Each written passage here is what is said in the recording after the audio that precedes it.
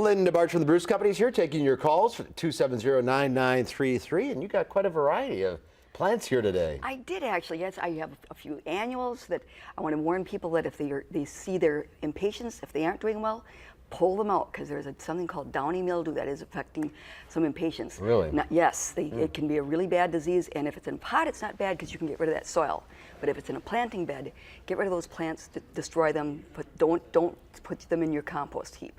Because things like fusion and New Guinea impatiens, they don't have as much of a problem with it. And if you do have a bed that you had problems with last year, then if you plant begonias, they will tolerate and not get the disease. And then I also brought on, you were commenting on this beautiful maple back here. This is a golden full moon maple, and it's a dwarf.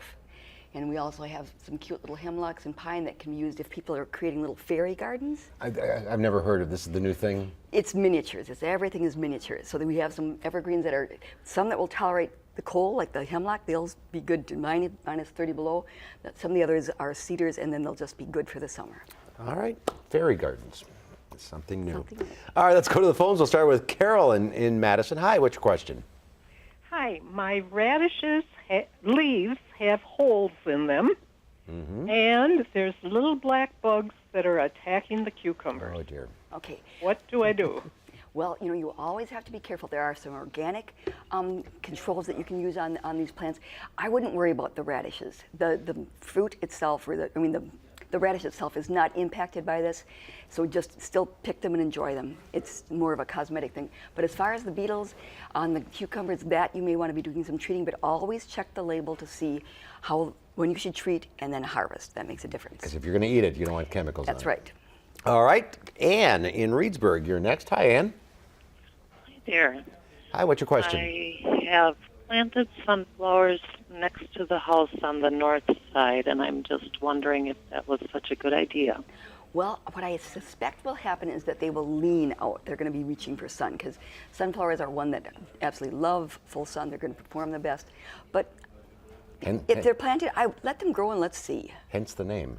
Yes. Sunflowers. And hopefully, very good. They want the sun, but they might. Well, as long as there's not a great big maple or shade tree that's blocking all the light, bright indirect can work too. Okay, Diane in Madison. Hi, Diane. Yes, hi. I would like to know what can we do to deter rabbits from eating hostas in the backyard? Oh, aren't they just terrible? Yes, I know. I think that I've heard of people having good luck with a hot pepper spray that they actually put on them, jalapeno peppers. But of course, if it rains, and this year you'd be reapplying all the time. That's the only problem.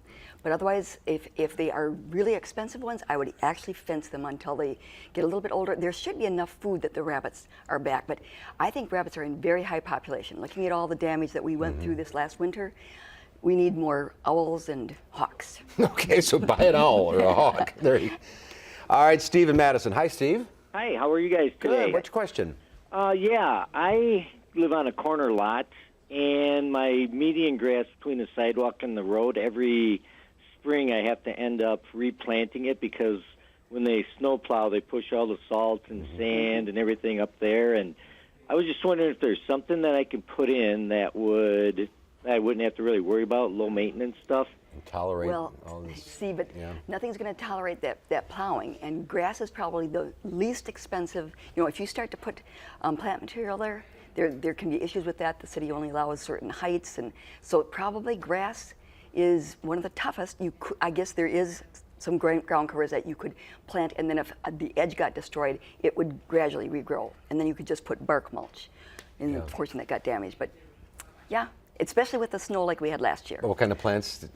Well, one thing that you could do is make sure that you put stakes, so that helps with the people that are doing the plowing, so they know exactly where that edge is. Because last winter, when we had that 22 inches, people didn't know where the boundaries were. Right. All right, we'll go to Shirley now in Madison. Hi, Shirley. Good morning. Good afternoon. Hi. Sorry about that. That's okay. Daffodils. A lot of my daffodils did not bloom this year. What can I do? I had very poor blooms also. What I did was, when I saw the growth in very few flowers, I then fertilized with bone meal. So if you fertilize at the time when the leaves are on and rebuilding, hopefully we'll have better flowers next year. Do they wear out like tulips, or do they keep going? Daffodils are usually much better than tulips. Tulips, they're good for 3 years and then they really decline. Daffodils should be better and better. They just need maybe a little lunch, a little fertilizer. Yes. Bone meal. Bone meal's a good product. You can use Miracle Grow. There's Peters. There's any kind of fertilizers. Okay. Fine. Maybe next year. Yes. All right, we're out of time. If you're on the line, stay there. Linda will talk to you off the air. We'll see you next week. And we'll be right back with a final check of your forecast.